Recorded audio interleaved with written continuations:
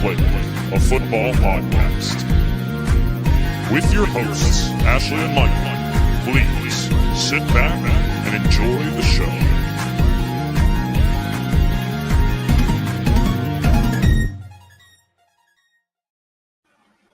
Hi, everyone, and welcome back to the Undroppables Playbook, a football podcast presented by the Undroppables. I'm your host, Ashley. This is my lovely co-host, who was also there for the Eagles Super Bowl win last year. But this week, he did not pull a Jalen Carter. He did not spit anyone. The lovely Michael Duncan.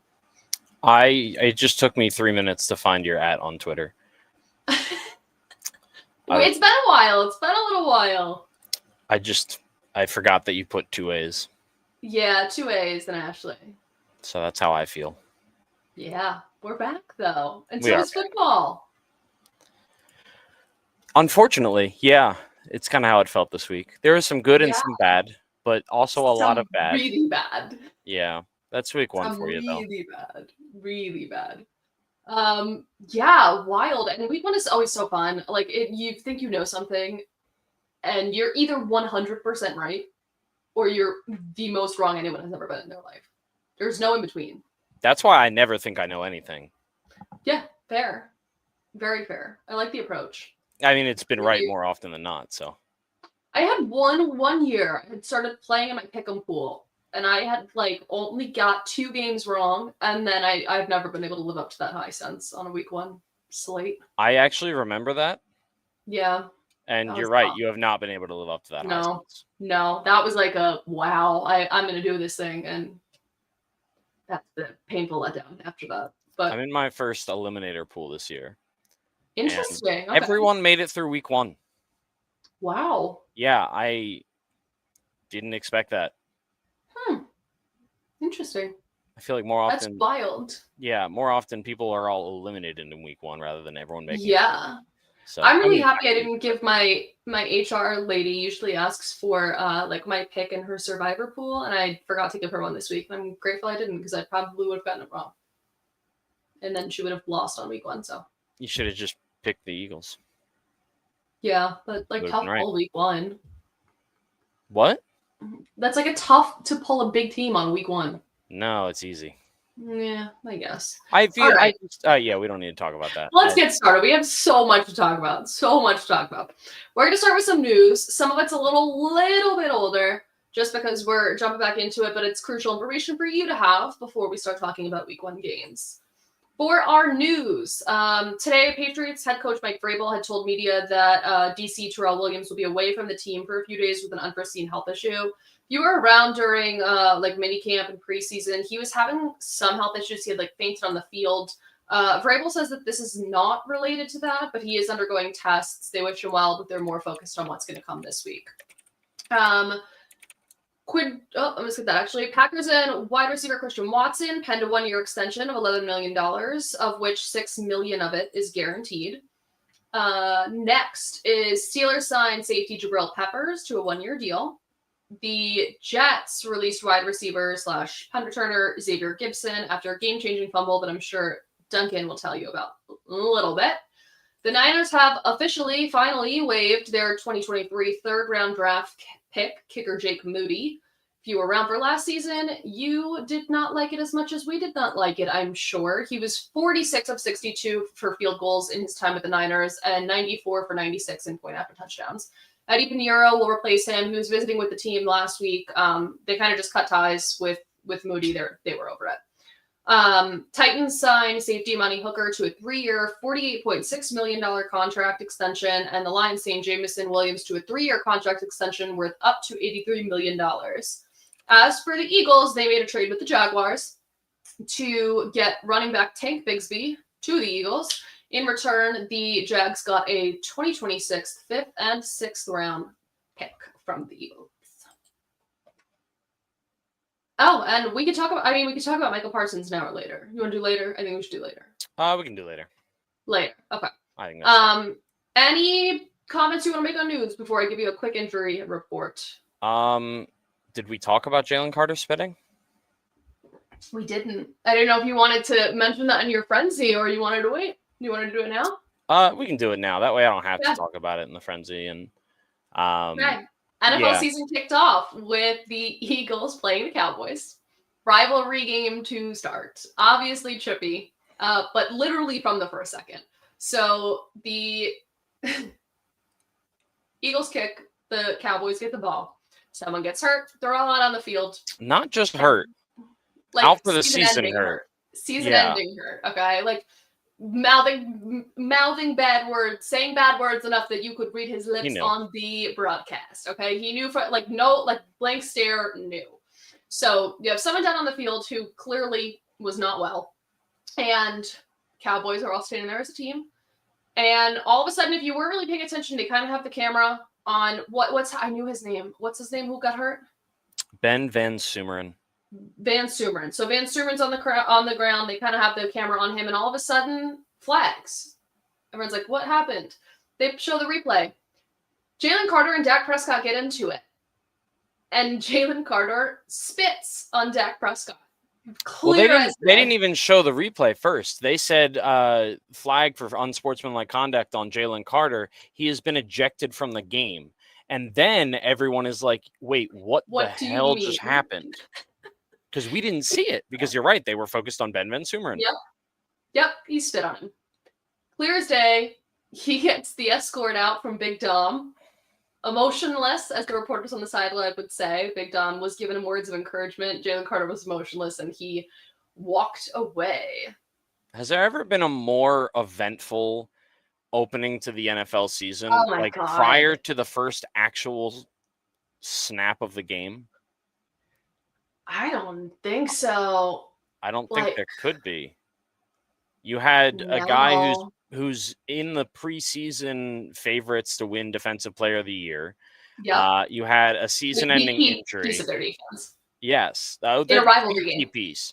In a rivalry game, Super Bowl champions. Insane. Of course, we don't find out until during the rain delay later. Could you imagine? NBC just hid this footage. They were trying to make it go away like Watergate or something. But then all of a sudden they're like, hey, we got this extra footage. Look, Dak spit first. Now I know he did not spit on Jalen Carter. I am also not saying that Jalen Carter should have done what he did, because obviously you should not spit on another human being most of the time. Yeah. Can't say always, because I'm sure there are times where okay, never mind. We're getting into a different way too personal. Most of the time, don't spit on another human. Not when you mean disrespectfully. Yes, exactly. Without consent. Just don't do it, probably, especially not in a football game. Yeah. I don't personally agree with the whole. People are saying it's like this despicable act. It's like, all right, guys, come on. We've seen a dude swing a helmet at another dude. Like, all right, everybody relax. I think despicable is a little too strong. No, don't do it. He's done more despicable things. I'm just, despicable is a very strong word, and I think we should be a little more careful about how we use it. Yeah. After all, it's spit. Yeah. That being said, Dak Prescott was asked after the game. He said, I was talking to my O-lineman. I didn't want to spit on them. So, I spit past them and I was talking to them. And that just doesn't track at all with what the video shows. The video shows Dak lean over his offensive lineman, spit toward Jalen Carter, looking at him the whole time, and then talking to him directly afterward without his eyes leaving it. Yeah, and he's like standing there like big and tough, like he knew what he did, and he was waiting for Jalen Carter to do something. Which again, Jalen Carter, you can't get baited like that. Yeah. You just can't. But also, like, Dak, you're not this saint. Anyone who thinks Dak is a saint is just a moron. Like, come on. He knew what he was doing, and he got the better of Jalen Carter. Yeah. He got the better of him. Yeah. Like, that's it. Jalen Carter admitted, he's like, I saw it. I thought he was spitting toward our our huddle and stuff. I thought that was disrespectful. Like, all right, dude, but you can't do that. Yeah. And I think this is I don't want to talk about this too much, but Brandon Graham was quoted today, Eagles Ring of Honor. I don't know if he actually is, but one of most games played in Eagles uniform of all time, longtime Eagle, team captain, all that. He was quoted saying, like, I wish I was there. Like, if I was on the field, like, that wouldn't happen just because, like, you know, I would have been talking with Dak. Dak would have had to say something to me, not spit. I would have kind of, you know, been with Jalen. And I think that is one of the biggest storylines that I think is going to be very intriguing this season, at least from the Eagles' perspective, which is they are the youngest defense in the NFL. And truly, like, I think they might have more guys on rookie deals than they do guys without rookie deals, which is crazy. They started two rookies, and just a lot of. I'm curious where that leadership is going to come from. Immeasurably big players in their defense. Yep. Which was a key point in the broadcast if you watched about, like, what does this defense even look like without Jalen Carter? Because we didn't know what this defense looked like with Jalen Carter. Yep. Let alone without him. He was the cornerstone of the entire defense, which fair. He has the skill. He's backed it up. But after losing such key defensive players in the offseason, you have such a young team, and I can see where it's easy to fall into a trap to get baited like that if you're Jalen Carter. If you don't have a Fletcher Cox, a Brandon Graham, a Josh Sweat, a CJ GJ, like that's why those guys are so important, because CJ GJ, first of all, he's the one that baits the guy. Yeah. Oh, yeah. And if he gets baited, like, I love CJ GJ, and he's a heck of a player. He's not Jalen Carter. Jalen Carter can't be the guy falling for that. No. He can't be. Nope. Has to be other people. Yep. Tough. All right, let's get into some injury reports. Yeah.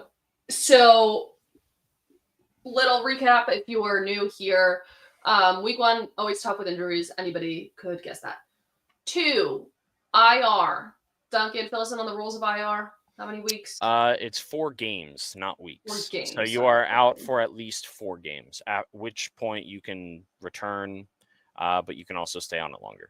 But then I think you have like once they designate you to return, you have a certain period of time. 2 weeks? 2 games? Yeah, something like that. 21 days. Something like that. 14 days, 21 days. Yeah. And then Wednesdays, in which we do this podcast, is usually the days in which more senior players or players who need a break will take a break. So do not read too much into injury reports or practice reports on Wednesdays. Before we get into that, Duncan seems to have stepped away for a second, so I will start the injury report. For our wide receivers, we have Falcons wide receiver Drake London, who's considered day-to-day with a shoulder sprain. The team has expressed that he is expected to play this week. Rams wide receiver Puka Nacua was evaluated for concussion. He returned to the game, and then he left the game, and then he came back to the game again. He seems to not be in concussion protocol, I guess. Buccaneers wide receiver Chris Godwin didn't play week 1, but they are expecting him back as early as this week's game, but haven't given too much more than that. Chiefs wide receiver Xavier Worthy collided with his teammate Travis Kelce in Friday night's international game and left with a dislocated shoulder. Travis Kelce took responsibility, I owe my man for that. He appears to have avoided a season-ending injury. The team has stated that he's rehabbing his shoulder instead of having surgery. While he's currently listed as day-to-day, he's not expected to play in week 2. But this does come on the heels of Rashee Rice already being on a 6-game suspension for his felony charges involved with a car accident.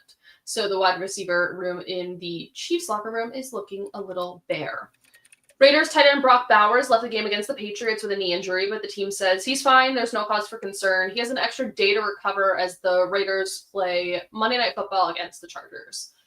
Eagles tight end Dallas Goedert is on the injury report with a sprained knee. I didn't see anything that the team said today. Duncan, you would know that a little bit better than I did. Did the team express anything about Goedert today or no? They believe that there's a good chance that he misses the Chiefs game or he's going to be playing hampered, but they don't believe it's a long-term thing. Okay. Broncos tight end Evan Ingram left the game with a hamstring injury.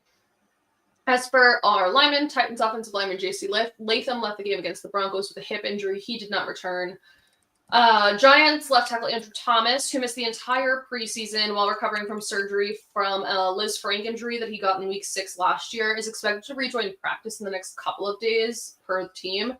It's more so to test the water, see how he feels. Don't expect him back this week, but they are starting to get him back out on the field. And Jets right guard Elijah Vera Tucker was placed on season-ending IR for a tricep issue. Vikings safety Harrison Smith didn't travel with the team for Monday Night Football due to an illness, thus did not play. Cardinals safety Joey Blount is placed on IR for the rest of the season with a neck injury, and Giants linebacker Micah McFadden was carted off the field in Washington for a lower leg/ankle injury, but his x-rays did come back clean. Now I have created a new section this week for the injury report. Maybe for the season. Maybe for the season, titled The Niners Injury Report. 1. Running back Christian McCaffrey is the cause of all of this. If you've read Twitter, he is siphoning the health of every other player on the Niners team to be able to play one full season. And I'm fine with that. So he is healthy. 2. Niners tight end George Kittle was placed on IR for a hamstring injury. He won't be able to return to play until week 6 in Tampa. Which is but if it's, I don't know why it was, I think that's just when they're expecting him back was week 6. Yeah, I don't know. Okay. Niners wide receiver Juwan Jennings left the game with a shoulder injury in which he could barely move his arm. Quarterback Brock Purdy is having some sort of toe issue, which Shanahan says is worse than his left shoulder injury. The team is monitoring it, says we'll see how the week goes, though the later reports say he's very unlikely to play this week, and it seems it may actually be a multi-week injury. Lucky for us, the backup is Mac Jones. And offensive line Ben Barch is day-to-day with a knee injury.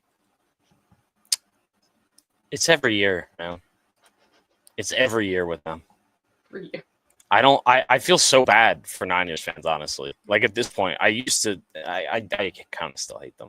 Yeah, after the you whole. do not feel bad. No, I don't. But like also like, come on, like it's got to be miserable. It's just all the time. I feel like at this point it's just got to be like, yup. You know, you get the reports, like makes sense. Yeah, I mean, it has to. I don't know how else you'd get through the day. I don't know. Unless you find a way to deal with it. I don't know. Drinking? Oh, yeah, probably. I mean, yeah. Yeah. I also did find in this injury report that there's a man named Storm Duck in this league. That's a new one for me. Right? Oh my god. So I'll look through team practice reports and injury reports and stuff, and apparently there's a man named Storm Duck. He's 24 years old. Huh. Where did he come from? He was undrafted in 2024, but he's been with the Dolphins since then. So. Okay. Fun. Yeah. Storm Duck, we're wishing you the best. Big fan of Storm podcast. Is a big fan of the Storm Duck. Duncan, are you ready? I don't know. I'm out of practice. I was explaining something to someone 15-second frenzy yesterday, and they were like, geez, that's kind of crazy. You can see that he has a thought, and he can't finish it. I was like, yep. It gets better usually, but we are out of practice a little bit. What? What, did you show it to them? I did. Okay. One of them. I thought you were explaining. It's like, yeah, this idiot looks like he has a thought constantly, but he can't finish it. I'm like, no, I showed them one of the 15-second frenzy segments, and they were like, oh, that's kind of crazy. And like that, and it was like one where you missed one or two that you didn't get to finish, and you can see you take a deep sigh at the end of it. I didn't get to say what I wanted to say at the end there. Yeah. So we are a little out of practice. We haven't been here in a little while because we had playoffs in which we don't have a 15-second frenzy, and then a nice break. So Duncan, do you want to fill us in on what 15-second frenzy is? Yeah, so I have 15 seconds per game, and I go through every game of the week in the NFL. Ashley keeps a timer going, and she tells me when I have to move on to the next matchup. I talk about whatever I want in them. I normally go over. I sometimes, if it's a very boring game, I will cede my time. But yeah, I basically touch on whatever I think is most interesting, whatever I thought was interesting, or what I thought was important from a game, or whatever my takeaways were. We talk more in depth afterward about, key things that, either that stuck out to Ashley as we were going through, or things that I missed on.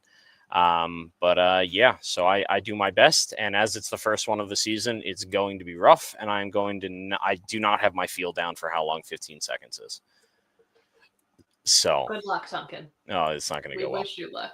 Okay. Thanks. 3, 2, 1, go. All right. Eagles 24, Cowboys 20. The Eagles kicked off their Super Bowl defense with a gritty win over the Dallas Cowboys in the Thursday night opener. Jalen Hurts was great. He sparked the offense with his rushing attack. AJ Brown only had one catch. Dang it. Chargers 27, Chiefs 21. The Chargers beat the Chiefs behind a great performance from Justin Herbert, who threw for 318 yards and 3 touchdowns.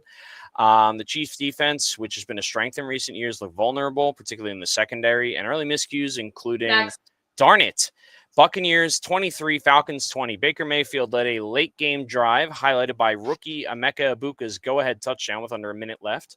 Younghoe Koo's 44-yard field goal attempt for Atlanta sailed wide to send to overtime. So shout out Emeka Egbuka, who had 2 touchdowns and a great rookie debut. Bengals 17, Browns 16. A very boring defensive slugfest turned on 2 pivotal interceptions by DJ Turner and Jordan Battle in the second half, helping Cincinnati cling to a 1-point victory in a really boring game that really just wasn't very fun to watch. Next. Colts 33, Dolphins 8. Daniel Jones lit up the stat sheet in his Colts debut, scoring on all 7 offensive possessions, throwing for a touchdown, rushing for 2 more, leading Indy to a dominant victory in Miami, who might be the worst team in the league. Next. Jaguars 26, Panthers 10, another boring game. Jacksonville took control early. It was helped by Travis Etienne's 143 rushing yards in a return to form. Trevor Lawrence found the end zone on a touchdown pass to establish and maintain the lead. Etienne shows that he kind of, dang it. Raiders 20, Patriots 13. Coach Pete Carroll made history as the oldest rookie head coach to win his debut. He's not a rookie head coach, but the oldest head coach with a new team or whatever. Geno Smith tossed for 362 yards and 4 touchdowns, spread across 7 different receivers. Next. Dang it. Cardinals 20, Saints 13. Kyler Murray, who I guess was like ill or something, threw 2 touchdown passes to carry Arizona past New Orleans. The Saints improved pass rush, totaled 5 sacks, but also had 13 penalties for 89 yards, which didn't really give them a chance. Steelers 34, Jets 32. Aaron Rodgers starred in his Pittsburgh debut, throwing for 4 touchdown passes with 0 turnovers and leading a dramatic comeback, capped by a 60-yard game-winning field goal by Chris Boswell and a clutch pass breakup by Jalen Ramsey to clinch it. Meanwhile, dang. Commanders 21, Giants 6. Washington suffocated New York in the red zone, denying multiple inside the 5 scoring opportunities, and got a touchdown in Deebo Samuel's much anticipated debut since being traded from the 49ers. I didn't have a ton more. Yeah, okay. See, I don't have my feel yet. 49ers 17, Seahawks 13. San Fran pulled off a tight road win, and it only cost them half their team. And that really sucks, and we talked a lot about that. But Christian McCaffrey showed flashes of what he was like 2 years ago rather than last year. Nick Bosa had a strip sack. Darn it. Broncos 20, Titans 12. This was a field goal bonanza for everyone except Cortland Sutton, who had a 22-yard touchdown to help me in fantasy, which I very much appreciated. And Bo Nix wasn't fantastic, but again, he was effective, and that can help. Packers 27, Lions 13. Green Bay's defense dominated, holding Detroit's duo of Jahmyr Gibbs and David Montgomery to just 45 combined rushing yards. And in his Packers debut, Micah Parsons notched a sack. Rams 14, Texans 9. God, there were a lot of really boring games this week. However, Puka Nacua did have 10 for 130, which was awesome. And that's his 13th 100-yard game, tying for most since 2023, which I thought was a fun stat. Bills 41, Ravens 40. I'm sure we're going to talk more about this, but Josh Allen delivered on MVP-like fourth quarter, 251 passing yards, 1 passing touchdown, and 2 rushing touchdowns to rally Buffalo from a 15-point deficit. And also a big thanks to Derrick Henry on the late-game fumble. Finally, Vikings 27, Bears 24. J.J. McCarthy, who apparently won Offensive NFC Player of the Week, which is ridiculous, but I guess he had a good fourth quarter. He scored 3 times, 2 passing touchdowns, 1 rushing touchdown, and they fueled a comeback from an 11-point deficit. There we go. That's 15-second frenzy. God, that was yeah. No work on that. Hey, it's all over the place, but listen, it's what you wanted to tell us. Well, that's what I love about it's like a quarter of what I wanted to tell you. Ultimately. So let's talk about it a little bit more. We have some extra time built in because we knew there was gonna be lots to talk about this week. So before we get into our big segment of the day, let's where you want to start? What are you mad you missed the most in that 15-second frenzy? I would like to talk more. We're going to talk more about the Bills and the Ravens, of course, but I'd like to talk more about the Vikings and the Bears, because to me that game was almost more interesting. I mean, it wasn't a fun watch until the fourth quarter. It was actually a very boring first three quarters. So miserable. But it was two teams that I was very highly anticipating. I believe I picked the Vikings to make the playoffs, I think. And I expected them to be very good, as they have been under Kevin O'Connell since he started being their head coach. But it was the rookie debut for J.J. McCarthy, which, by the way, that is insane that he won NFL Offensive Player of the Week for the NFC. That's crazy. Yeah, it was like a good 10 minutes. That was about it. And like, don't get me wrong, it was an incredible 10 minutes. And he had a good game. Field, but in the entire NFC is actually bananas. Yeah, now I'm trying to think who I would have given it to. We don't have to do this right now, though. Okay. Because I guess, can I think of a better option? Actually, yeah, I'd give it to Emeka Egbuka. Yeah. I'd probably give it to him. Yeah, that's fine with me. I'm gonna go Puka Nacua. Yeah. I guess the NFC was significantly weaker on the offensive side of the ball this week, but regardless. Yeah. It was brutal watch for a while. I do like the story. You know, Kevin O'Connell will talk a lot about how they kind of were just like, let's see how he does. You know, like they were prepared for him to not be great. Like, he was very honest about that. Like, it's his debut against the Bears. It's a rough environment. He's also got a lot of family. He's back in Chicago, where he came from. He grew up like 20 miles down the road. Always dreamed about being there. So it's very charged. After coming back from an injury, in which you and I have had plenty of conversations on the podcast about the toll that takes on your game and on your mental health in general. Huge deal. To come back in the way he did at all is incredible. He did show great flashes, but he also showed a lot of inconsistencies. The game was so frustrating if you were watching the quarterback's eyes. Yeah. At all. Either of them. Neither of them knew how to get off their first read ever at all. Unless there was a guy directly in their face and they were scrambling. That was the only time they really ever moved off a first read, which was incredibly, the amount of times the broadcaster sat back and said, "Oh, I wish he just would have gone with this guy who's wide open in the middle of the," yeah, he is. Like, yep. That was the most frustrating part of this game. It was an incredible comeback. Got your heart racing. I'm interested to see where J.J. McCarthy goes. And fun fact that Caleb Williams shares the same nail tech as Angel Reese. I don't think that's a good thing. It's a fun fact. Nothing against his nails being painted. Entirely on the fact that I just, from the point of view of like being good at the sport that you play professionally, I don't love that for him. Yeah, apparently Angel Reese's nail tech like really wanted to do Caleb Williams' nails, so Angel got them connected. Right, I mean, that's sick.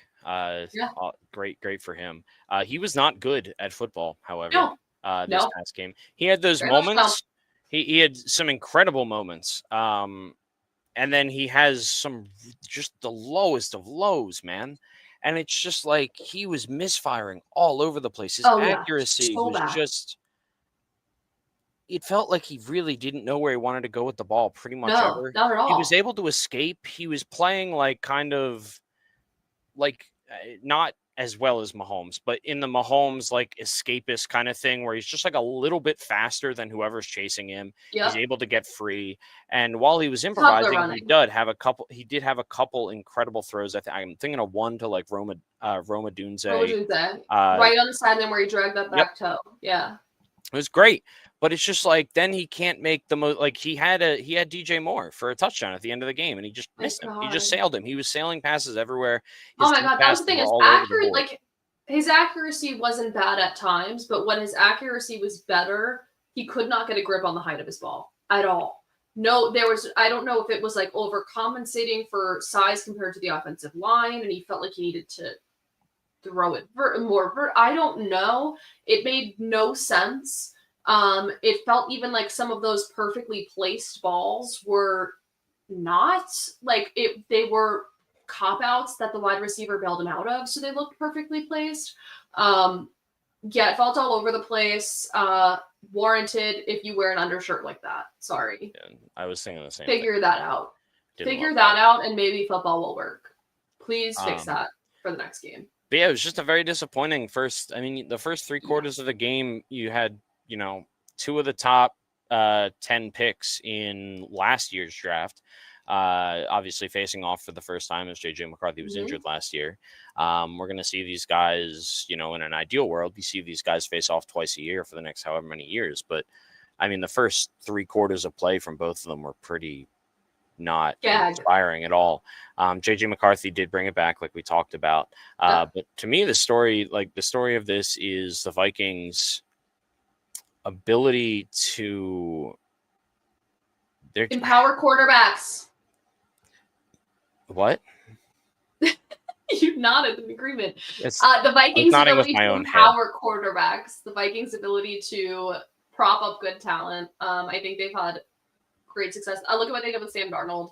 I felt like it was very similar, in which I think a lot of it's Kevin O'Connell, in which their approach to it works out really well, and they give you a lot of tools and a lot of leash, I guess, like to have some failures and learn. Even in just a 1-game span, you can see how well that works, let alone in a season, which is why I still have and no matter how bad that performance was, it was his first performance. I mean, you can't grade it against his one and only performance. But the fact that he's doing it with Kevin O'Connell and the fact that he's doing it on the Vikings gives me hope that JJ McCarthy will be a lot better than what we see so far. Yeah, agreed.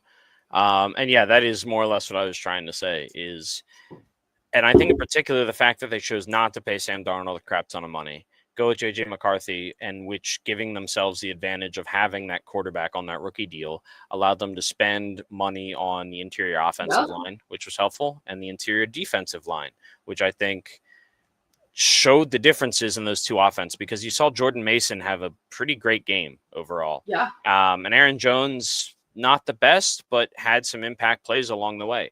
Meanwhile, on the Chicago side of the ball, DeAndre Swift, he looked lost. He looked pretty bad the entire time. And this is Ben Johnson we're talking about, by the way. That was going to be my next question to you. Go finish.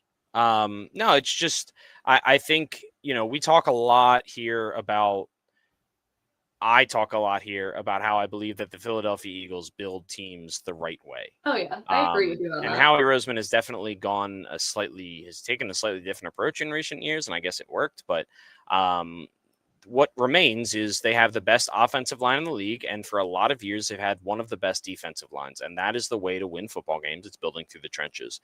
And the Vikings took advantage of having a quarterback on a rookie contract and was able to build out both of the trenches on both sides of the ball. And I think it showed in this week 1 because it allowed the team to make that comeback. It allowed them to weather the storm of JJ McCarthy's first 3 quarters of NFL football after being injured for an entire season. So yeah, I mean, I continue to have a lot of faith in the Vikings. I think they're extremely well coached. I think that they've made a lot of smart moves in recent years. And this was also without their number 2 wide receiver, who had over 10 touchdowns last year in Jordan Addison. So yeah. And Justin Jefferson being very overlooked for pretty much the first good half of the game. Yep. Also wanted to say that I think it just took some time for that offensive line to click. They didn't look great for the beginning. They couldn't figure out a 4 or a 5-man rush at all. But come the second half, once they came out of the locker room, which you and I don't really believe in locker room changes, but once they got out of the locker room, I think they kind of just had to weather the storm of the first half and figure out how they work together. After that, their pass pro worked so much better than it did in the first half. Very quickly, almost a yes or no answer. Did that Bears offense feel Ben Johnson-y to you? No, it felt like last year, to be honest. I believe there were more changes than I'm probably acknowledging, and it was partly due in fact that it was just such a I don't know if it was a bad game plan or bad execution or what it was. They didn't look good. I think part of it was you said a one-word answer, but oh well. Brian Flores had a great defensive game plan, and he was even confusing Peyton Manning on the Manning cast into zone versus man. So I think that had a large role to play in it. I am acknowledging that. However, there was very little like the creativity that we got so used to with Ben Johnson and like the design touches It's for so like flat. yeah. I don't know. I'm not like pulling the alarm or anything, but it didn't make me feel great. Towards it. So.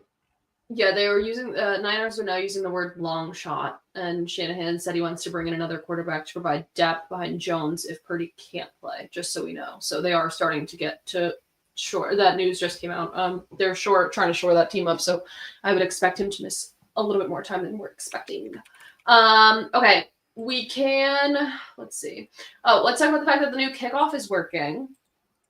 So they had goals to kind of expand how many teams returned kickoffs this year. So they moved kickoff to the 35. And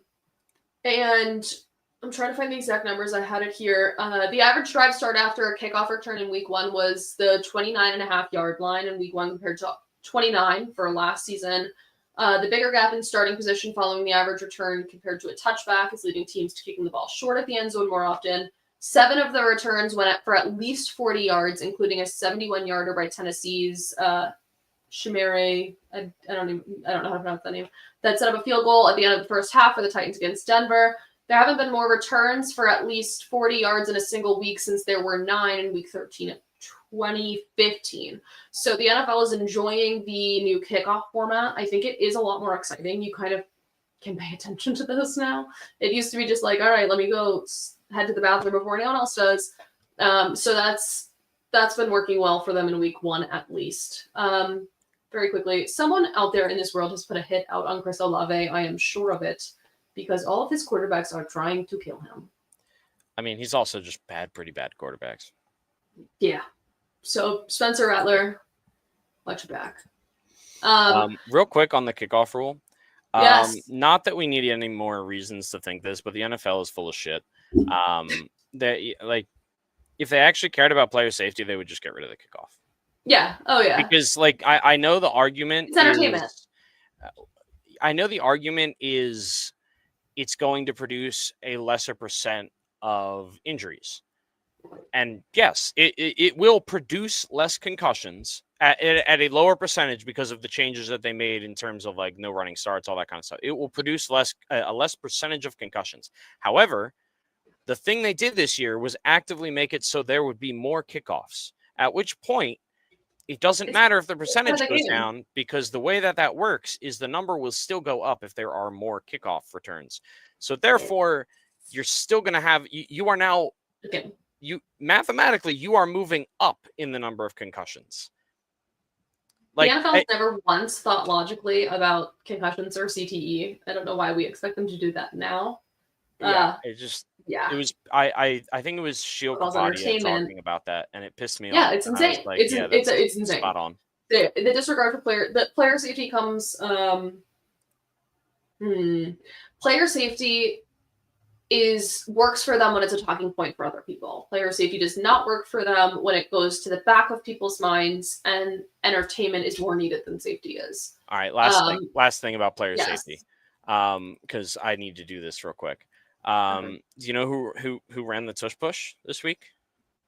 No. I'll give you one guess. It was Sean McDermott and the Buffalo Bills. Now that leaves us with 2 options. Either one. So Sean McDermott, he was adamant this offseason that the tush push should get banned. It did not, by the way. Go Birds. Dangerous. However, it is a dangerous play that, regardless of whether or not the facts show that it's dangerous, by the way, they do not. There is no statistical proof. However, he is adamant and it should get banned. Now, it did not get banned, so he's continuing to use it. At which point, we need to ask, is he a hypocrite or is he stupid? Because it's either one, he didn't believe that it's dangerous and he just wants to ban it because the Eagles are good at it and everyone else isn't. Okay. Which is why everyone wanted to ban it. That's why. But everyone else was pretty honest about it. Not everyone. Some people were. Very few. Okay. The Packers were not honest. No. The Bills were not honest. There were the majority. Trust me, I was tracking it on a daily basis. Most were not. It has an Excel spreadsheet. I did. I was at work. I did. But here's the thing is, okay, so either one, you're purposely putting your players in a dangerous position to gain an advantage, in which case, okay, admit that. Or two, you never thought it was dangerous and you just want to ban it because the Eagles are better than everyone. Also, just say that. So I have no respect for you and shut the hell up. That's okay. I'm done. Fair. No one gives a shit about player safety. They just they want to take away an advantage don't. when it comes to the tush push. They don't. They don't care about player safety. Dick, so. And if they did, Tua Tagovailoa would not be playing. Well, that's yeah. Well, he might not be. Anyway. So I guess I'll talk about this one first, and then we'll talk about Derrick Henry. That will lead us into one of your next segments. So Rams quarterback Matt Stafford steps into some new company this week. He started a 17th season. In the fourth quarter of week 1 in his game, he surpassed 60,000 passing yards. He has, after week 1, his final total is 60,054 yards. He now ties for runner-up with Matt Ryan in that race of who could get there the fastest. He did it in 223 games. Drew Brees holds that fastest to 60K record with 215 games. In reverse order, so like from the bottom to the top, he joins Dan Marino, Matt Ryan, Aaron Rodgers, Phillip Rivers, Ben Roethlisberger, Brett Favre, Peyton Manning, Drew Brees, and Tom Brady. He's one of only 2 to be actively playing in the NFL. Him and Aaron Rodgers are the only 2 above that 60K mark who are actively playing in the NFL. So Correct. Kudos to you, Matt Stafford. Derrick Henry breaks his tie with Jim Brown with his 107th and 108th touchdown this week, making him number 6 in all-time touchdowns. He's now on the hunt for Walter Payton at the number 5 spot, who holds that spot with 110 touchdowns. So you should expect him to get that in the next 2 weeks. He should be able to surpass Walter Payton. It's specifically, yes, rushing touchdowns. Okay. Sorry, rushing. Yeah, sorry, all-time rushing touchdowns. So he was stuck with Jim Brown for a little bit and then beat him. So now he's on the hunt for the number 5 spot. Yep. Yeah. One more thing that we said we'd talk about and we never talked about was we did not take any time to clown on Jerry Jones and Michael Parsons. And I just want to say that I am so glad that I tuned into the press conference after that trade because it was one of the best press conferences I've ever watched. Because I don't like I'm sure you know the clip from Family Guy at this point. I feel like everyone does. It's like, do you want this boat or do you want the mystery box? And he goes, well, the boat is a boat, but this mystery box could be anything, including a boat. That is that was the joke, obviously, about trading Micah Parsons is you could get Micah Parsons. But the that Jerry literally said that. He said, we're going to need good players to win. And these draft picks could be blue chip, high caliber players. And it's like, Jerry, you are a joke. You have one. Please live forever. But you're an absolute moron. And it's crazy because then and this just pisses me off because anyone that thinks it's anything other than hubris. He tried to play it off which regardless of how stupid the actual things he's saying are, he tried to play it off as if this is something they had been planning for a while and they wanted to do this because Michael wasn't good against run defense and they can't afford to pay him all that money because they need multiple players. Like, he tried to spin it off like that, but then he tried to offer him a contract and it offered him another contract and tried to offer him another contract. And it's like, no, you fucked up. Yeah. And then he wanted to be gone. So no, you were not, it was not this grand master plan, Jerry. You're just an idiot. He was consistently trying to negotiate with him without agents there. Like, he kept being like, let's talk with me and you, like, let's sit down and chat. Micah felt really slighted by the whole thing, which fair. I do still get the fact that like some astronomical percentage of their cap space would be tied up within 4 players. If they paid Micah Parsons what he was asking, fair. I can understand that. Don't play it off as if you were big braining it. You weren't. And I genuinely don't remember where I saw this quote. It is possibly someone who was talking about it on TikTok or in like that preview for the Dallas Cowboys show, because that preview on Netflix pops up all the time, about being like, if Jerry Jones had to choose between the Cowboys winning a Super Bowl or never being in the headlines again, he would give up a Super Bowl to be in the headlines all the time. So it's a classic Jerry Jones move. So you get what you pick for, and then they have a great PR team over there, because then it comes out like, oh man, that guy's so hurt. We traded him, he's so hurt. Oh god, look at him, he's not gonna play. And then look what he does in week 1. Like, whoever runs their PR department, I applaud you, because you're doing well, sweetheart, with the circumstances you've been given with Jerry Jones. But don't pretend you're big braining it when you're actually just stupid. Just say you're stupid. Also, I just want to, last thing. The amount of times that Michael Parsons has mentioned Lane Johnson in the last week or two is hysterical to me, and people still think that Penei Sewell is better than Lane Johnson. Yeah. Those people being all pro voters, by the way. Absolute donuts. Morons. Sorry. Okay, I'm done. There's a lot of talk about voters this week. There was some drama in the college football voting too. Okay. We last talked about Derrick Henry, so why don't we start there? This segment we're gonna call the overreaction meter. So we're gonna give you some of ours, or some overreactions we have heard after this week 1 performances, and see where we're at. Is it too much of an overreaction? Is it spot on, or are you underestimating it? So Duncan, you put one on here that talked about the Ravens. Why don't we start there? I think it's just a general idea, is the sky falling in Baltimore? And it's not so much that, you can only overreact so much when Lamar Jackson and Derrick Henry play the way they do. But once again, they just lose a game in inexplicable fashion. Against, by the way, this is going to be a team that you're competing for the number 1 seed with. And you are now, it's going to be hard pressed for them to pass Buffalo in the standings, considering they are 2 of the best teams in the AFC, and Buffalo now has the tiebreaker.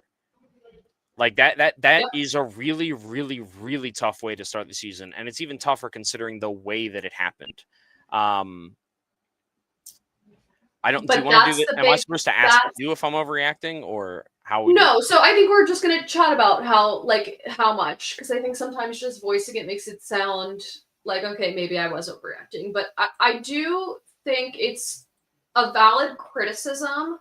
I think it's more of is the sky falling? What we really have to do some introspection here. I'm not running around terrified that the Ravens are terrible, by any means. Yeah. I think the issue is that they have gotten themselves into a habit of falling apart in big ways, in these big moments. Last year they had a big one against, I believe it was the Raiders. There's notable falling aparts from the Ravens when you have such a stacked entire roster. From coaches to players, you have Hall of Famers on your team. There needs to be a better click when you're needed the most. It feels like everything gets really overwhelming. Now, is part of that from the way they've adapted the offense to fit Derrick Henry in last year, the way they've adapted the offense to get Lamar Jackson back into passing more? 100%. I think they sort of begin to pigeonhole themselves a little bit too much and rely on this is exactly what we need to be doing, and they don't let the game come to them, and I think that's part of the big reason. So I think they just that's where I'm finding big issue, is if you are a Super Bowl caliber team, which you should be, you need to show up in those big moments, and you have had bigger collapses than anything else. I can't think of a big moment they've really showed up in, not under this regime, in this current NFL. Joe Burrow and the Bengals beat the Chiefs to go to the Super Bowl. The Bills dismantled the Ravens last year in the playoffs. It's just, and then obviously Patrick Mahomes is Patrick Mahomes. But at a certain point, numbers are great, but it feels so stupid to have the conversation of like the whole like winning thing, whether it's the mentality, whether it's the stoicness, the calm that you bring to the field. But like no, it was not a good defensive game in that second half for the Ravens, but you're up 40 to what, like 15 or whatever it was. I just, at some point, how do you not, you have to win that game. And Lamar Jackson is a better quarterback than Jalen Hurts. I'm not afraid to say that. But I guarantee you Jalen Hurts is not losing that game. And I don't know why. He's a better manager. Like, and I'm not saying Jalen Hurts is only a game manager, but I'm saying that's part of being a quarterback. And I think Jalen Hurts is a better game manager than Lamar. Even more than that, I think it's just like this inexplicable thing of like, Jalen Hurts is not going to get phased. And I don't know if Lamar Jackson is getting phased. It actually scares me. Jalen Hurts calms the people around him. Oh, he's a psychopath, and I love it. It's actually scary. I saw that man just wants to go to bed. JJ McCarthy said like some weird, like deep quote earlier today. And I saw someone tweet that like, oh, Jalen Hurts is going to see this and he's pissed. He's about to say the wildest shit this week. Like to get back at him for saying some other weird stuff, like the rent is due. I had to purpose before you had an opinion, that kind of crap. But it's just, I want to see Lamar do it because I want it to, like, I know he is a generational talent, and I don't think we will ever see another player like him, and we've never seen a player like him. But for God's sakes, and it's not just on him. No.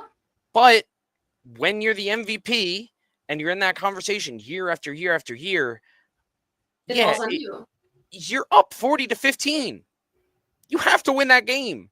And yes, it is not only on the quarterback, but you were given however many points. But you should have never been in that. Like, you're the connecting factor. Yeah, Derrick Henry fumbles the ball. Yeah, the defense made about a couple plays.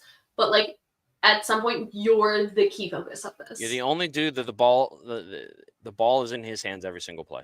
Yeah. Yep. It's just if the offense isn't running, you got to do something. I agree with getting a little worried and being like starting to have questions. I don't know that it's imminent, but I think if we see even one more big collapse from the Ravens, I would start to chicken little it and say the sky is falling short. I think ultimately I don't feel any different about the Ravens than I did a week ago. No, I agree. And I don't even, I think that's a worse thing. I think that's worse that I basically feel the same. Yeah. Because it means you're just used to that. And it's like, all right, well, until he does it. Yep. Yeah. Okay. I'm going to give mine that I'm actually going to extend what I originally wrote. Tua will get benched, Tyreek will get traded, and Mike McDaniels will be out of a job before the season is over. Yeah, I think I agree with you. Yeah. And if you notice in the notes, I raised you one more, and I think that the Dolphins might get the number 1 pick. Yeah. Very fair. That is not a football team. I don't know what that was. I don't want to watch it. Keep it away from my screen. Flex them out of football. So because of that, and I had a feeling you might go down the Tua route. If they cut him after this offseason, he holds $99 million in dead money, and they take a $42 million cap hit. However, if they cut him before 2027, so another year in the future, it's only $31 million in dead money, and they get $21 million in cap. Dude, those offensive linemen are going to let him get murdered out there. Pretty much. They? And it gets a little bit better with post-June 1 cuts, but it's still they're realistically they are stuck with Tua for 1 year, realistically. God, that's miserable. Yeah, just throwing that out there. Ew. Yeah, they're getting rid of Tyreek then. Yeah. 100%. And the offensive lineman may let a crime happen on the field, just like being bribed by the head coach. Like, hey, come on. Having to watch that feels like when I went to high school and they made us, in order to park in the senior parking lot, they showed us videos of like what happens when you drunk drive. That's what it feels like to watch Tua Tagovailoa play football most times. I am so worried for that man. Please be safe. Fair, honestly. It's so scary. Every time he has the ball in his hands, I feel like my blood pressure goes up a lot. And I don't want to watch it even. So, Yeah, I expect him to be benched, and I expect Mike, which is stinks. I like him. I like Mike McDaniels. I love Mike McDaniels. And I think his approach to an offense is beautiful and brilliant. And everything's broken and it's not working. But I don't want him to not have a job. And I like his weird, quirky, nerdy self. But alas. It's going to happen. But alas, we're here. The NFL is fleeting. Your next one. This one I do believe is an overreaction, but I want to say it based entirely on week 1. This is the best Pittsburgh offense since the Killer Bees, aka 2014 to 27, when you had Big Ben, Le'Veon Bell, and Antonio Brown. Major overreaction. Aaron Rodgers is only fueled by 2 things: ayahuasca and hate. Yeah, and his secret wife. Yeah. He has a secret wife now. Who even? She goes to another school. Actually, it's the exact vibe. Yeah. You don't know her. She goes to a different school. Yeah. I think it looked great. I think their performance was unexpectedly great. But Aaron Rodgers is fueled by hatred. And common sense. So I think they look good. I don't expect it to last. I think we'll see the Jets version of Aaron Rodgers incoming shortly. I like it.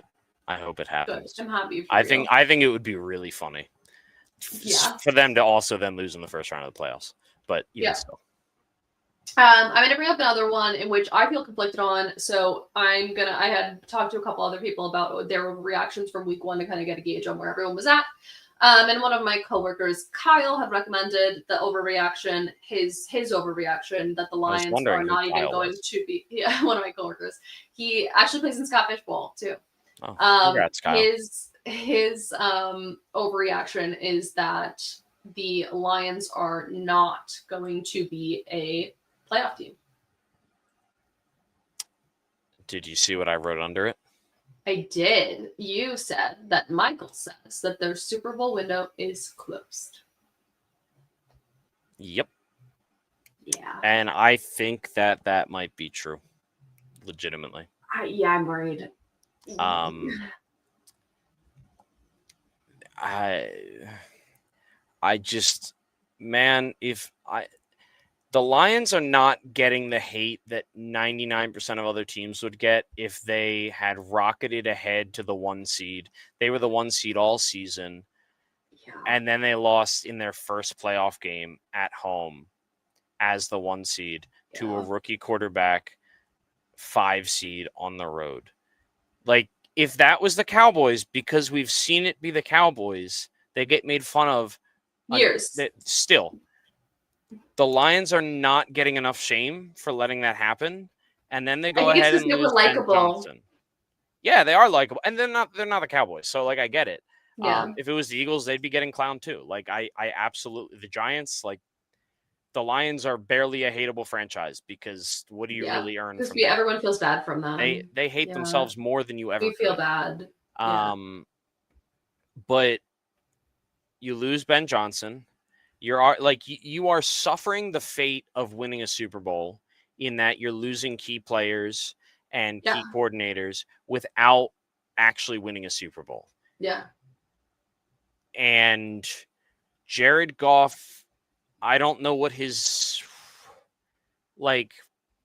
I'm not totally convinced that he is going to be the same player without Ben Johnson. I'm not convinced that the offense is going to be the same at all. I don't think any other offensive coordinator could run players like Jameson Williams, Jahmyr Gibbs, could keep 2 productive running backs into very good running backs, both productive. That's a little strong because they do have very good offensive players. I think a lot of coordinators could. I'm just not convinced that.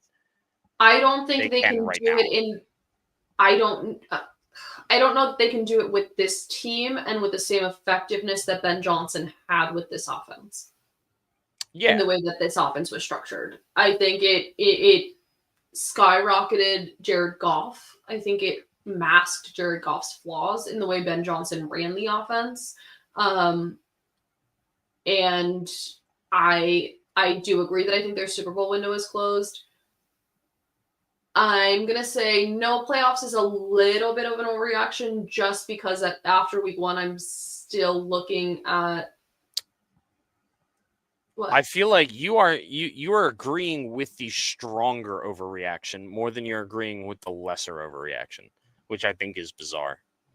No, I think they're going to have another if anything, I could see them having more of a very disappointing week, playoffs, first round playoff out again and everyone flees. That's what I can see. I think I don't know. I think they're super low list. I do agree with that. But I think they might squeak by to playoffs. The NFC's like that. Yeah, it's top heavy. I still don't know if I agree with your train of thought there and your line of reasoning, but I'm willing to accept it. Okay, thank you. I'm working on personal growth. Thank you. I love that for you. Thanks. Do you have? I have another one that Russell Wilson needs to let's ride into the sunset. Well, forever. Yeah. I thought about putting that there, and I've seen other people say that that's an overreaction. I'm like, is it though? God, that's an overreaction. You draft a lot. Who said that? A lot when you look all the tweets are that's one of the headlining ones. It's it's that. It's we're gonna get a quarterback switch. It's is that really an overreaction because they drafted a quarterback in the first round? I don't. No. Russell Wilson so we'll say that really it's been surprising. Good for 3 years. It is surprising because Jackson Dart was not supposed to be that. At least what the Giants said, Yeah, but it doesn't matter. Nobody ever. But it's still a first-round quarterback. Exactly. That's my point. It's still a first-round quarterback, and when you literally, my high school team could beat you, get off of the field. You put up 6 points. When you have a first-round quarterback waiting in the wings, a coach who's desperate to save his job because he's probably going to lose it sooner rather than later. You put up 6 points. Why are you going with Russell? There's no logical reason to do it. I'd rather Jameis Winston. And also the vibes were at an all-time low. Oh, I'd rather Jameis Winston. At least he's fun. Good vibes. Yeah, everyone would. God. Get him off. I have so much to say. I can't say. They play the Cowboys this week. I play the Chiefs. They have such a hard schedule. That's the thing. Wow. So Giants play. Being 4th place in the division must be really hard. Yeah, it's so hard. Cowboys, Chiefs, Chargers, Saints, fine on the Saints. Eagles, Broncos, still probably lose that. To be fair, we don't have to play the Eagles twice this season. You do. Yeah. So that's fair. Eagles, actually. Niners, it'll depend on if Christian McCaffrey is the only one out there or not. Bears, maybe we could beat. Packers, don't think we're beating. Lions, don't beat. Patriots, I don't think we beat them either. I don't think we can beat Commanders. Maybe the Raiders. Oh, Amari Cooper, quit. Yeah. 2 days before the season started, by the way. If you missed that, that was really amazing. That 2 days before the season, genuinely, a handful of days before the season starts, Amari Cooper's like, hey guys, by the way, I'm kind of done with this whole shtick. I'm retiring. So Amari Cooper retired, and if I saw that, if I was going to practice every day on the Raiders and saw that, I would. I can't say that though because they won against the Patriots. Yeah, they look good. Geno Smith is balling. That was kind of wild. Geno Smith said, "I know what I am." He does. That was his quote from the post. Wait, what did he say? What did he say last year? Press conference. They wrote me off. I didn't write back. Yeah, that. Oh, such a. Yeah, he has a knack for these one-liners. I think Jalen Hurts is pissed about that one. He's mad he didn't say that one. Yeah, that's He went home, he wrote in his diary, he's like, I let another one pass me by. I'm not going to let it happen again. That's why he won the Super Bowl, is he was so pissed that Geno Smith got to say that. Damn. Yeah, so I would love to sit here and say that, good job, Amari Cooper, you ran. But then they beat the Patriots, who were expected to be better than the Raiders. So whatever. We'll talk about overreactions another day because my overreaction when they hired Mike Vrabel, the Patriots, was that was the worst decision they could make. So we'll talk about that another day. I hate it. I've always hated it. Interesting. I disagree with you, but that's fine. Okay. We'll talk about it another day because we are over an hour. Yeah. On our first week back. Yeah. Duncan, any last minute thoughts? Very quickly. No. Okay. Where can we find you? You can find me on Twitter at mpduncan75. And you can find me. Oh, I should have thought about this ahead of time. Are you doing the Start Sit show this year? I don't think so, because I have more weddings. You can find me at weddings. Oh, man. Again. Yeah. I don't know. You can find me hoping and praying that the Phillies find a way to. You're a producer? What? You're a producer? Yeah. What about it? Of another podcast? Oh, the Undrafted podcast. Well, you can't really find me there. You can find Jax there, and he's better. You can. It's your work. Yeah. That's fine. Yeah. But I was doing the funny thing that I always do, you know? Oh, sorry. Okay. Hold on. Back up. Go. Okay. Well, it's too late now. You can find you at weddings. Yeah, that's it. We're just going to move on now. Please. Okay. Please end this. You can find me on Twitter at Ashley_Marie with 2 A's and Ashley. Don't forget that part like Duncan did earlier. You can find me, Duncan, and the entire Undroppables crew on the Undroppablesplaybook.com or on our Discord channel, which you can gain access to through that website. You can find me and Duncan here on Wednesdays, 8 p.m. Eastern Standard Time live. If you cannot meet us live, you can listen to us in your earbuds wherever you consume podcast media, or watch us back on YouTube on the Undroppables YouTube page. You can find me here. I bought a house. It's part of the reason we were. Don't tell them that. For a little bit. I didn't tell them where. You can find me at my house. That's a really bad thing to say on the internet. You can find me here, right here. New views. Said you can find me here. I bought a house. I did buy a house, which is part of the reason we were gone for a little bit. Okay, I'm just saying. I'm very internet safe, trust me. I bought a house, which is part of the reason we were gone for a little bit, but we're back. We'll be back this season. We really hope you join us, and we hope you are excited for football coming back as much as we are. We hope to see you guys soon. Bye. Bye, everyone.